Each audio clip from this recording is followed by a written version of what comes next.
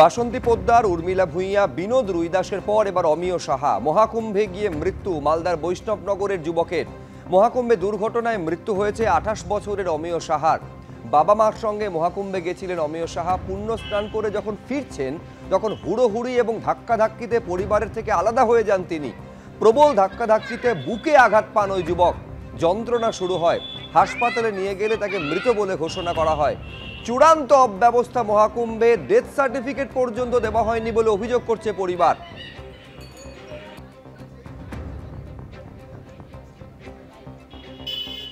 অর্থাৎ পরপর একাধিক জায়গা থেকে এ রাজ্যের বাসিন্দারা যারা গেছিলেন মহাকুম্ভে পুণ্য স্নানে, তাদের মৃত্যুর খবর, কারুর নিখোঁজ হয়ে যাওয়ার খবর আসছে। শুধুমাত্র তাই নয়, যাদের মৃত্যু হয়েছে অনেকের ক্ষেত্রে ডেথ সার্টিফিকেট পর্যন্ত উত্তরপ্রদেশ সরকারের তরফে ইস্যু করা হয়নি, এই অভিযোগও সামনে আসছে। অর্থাৎ আয়োজনে যেমন অব্যবস্থা, আয়োজনের পর মৃতদেহ একেবারে বাড়ির ঠিকানায় পাঠানোর ক্ষেত্রেও অব্যবস্থার অভিযোগ সামনে আসছে। 4 জনের এখনো পর্যন্ত নাম পাওয়া গিয়েছে: বাসন্তী পোদ্দার, উর্মিলা ভূঁইয়া, বিনোদ রুইদাস এবং অমিয় সাহা। এই অমিয় সাহা, যিনি মালদার বৈষ্ণবনগরের বাসিন্দা, পুণ্য স্নানে গেছিলেন মহাকুম্ভে, সেখানে দুর্ঘটনায় মৃত্যু হয়েছে 28 বছরের এই ব্যক্তির। বাবা মার সঙ্গে মহাকুম্ভে গেছিলেন তিনি। পুণ্য স্নান করে যখন ফিরছেন তখন হুড়োহুড়ি এবং ধাক্কাধাক্কিতে পরিবারের থেকে আলাদা হয়ে যান তিনি। প্রবল ধাক্কাধাক্কিতে বুকে আঘাত পান। হাসপাতালে নিয়ে গেলে তাকে মৃত বলে ঘোষণা করা হয়।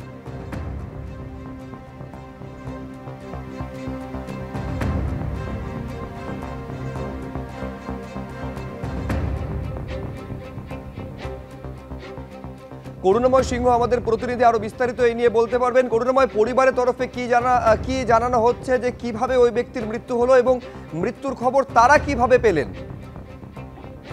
দেখো, বছর 28-এর অমিয় সাহা বাবা মার সাথে তিনি কুম্ভতে গেছিলেন পুণ্য স্নান করতে, এবং স্নান করার পর তারা যখন ফিরছিলেন তখন ভিড়ের মধ্যে প্রত্যেকে আলাদা হয়ে যায়, এবং সেই সময় ধাক্কাধাক্কিতে এই অমিয় সাহা তার বুকে আঘাত লাগে এবং গুরুতর অসুস্থ হয়ে পড়েন তিনি।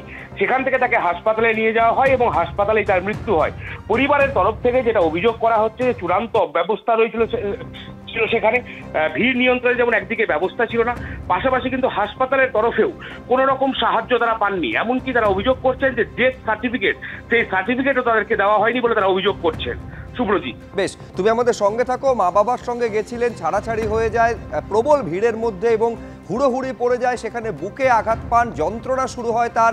হাসপাতালে নিয়ে গেলে মৃত বলে ঘোষণা করা হয়। অমিয় সাহার বাবা কি বলছেন রাখবো আপনাদের সামনে।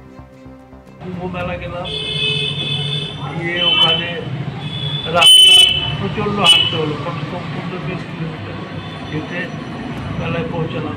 রাত্রে থাকারও ওখানে কোনো ব্যবস্থা নেই। শীতের মধ্যে সব বসে রাত কাটালাম। কাটিয়ে ভোরে চান করলাম, চান করে ওখান থেকে বেরিয়ে গেলাম।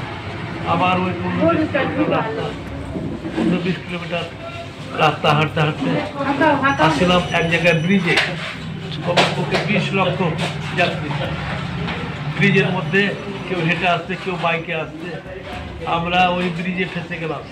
এবার ছেলে কোন দিকে গেল, আমি ওর মাকে নিয়ে একদিকে সাইড করলাম।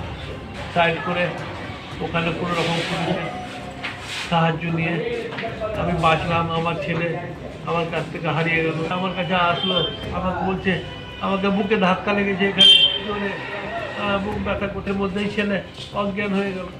তখনই আমার ছেলে শ্বাস চলে গেল। এবার হসপিটালে গেলাম। হসপিটালে ডাক্তার বললো যে এখানে রেখে লাভ নেই, ভর্তি করবেন, ডেড বডি এখানে দিয়ে দেন। কাগজপত্র কিচ্ছু দেয়নি ওখানে। ওখানে কোনো ব্যবস্থা নেই, কি দিবে কাগজপত্র? এনে যাই, বডি লে যাই, হ্যাঁ, আমরা দিয়ে চলে এলাম।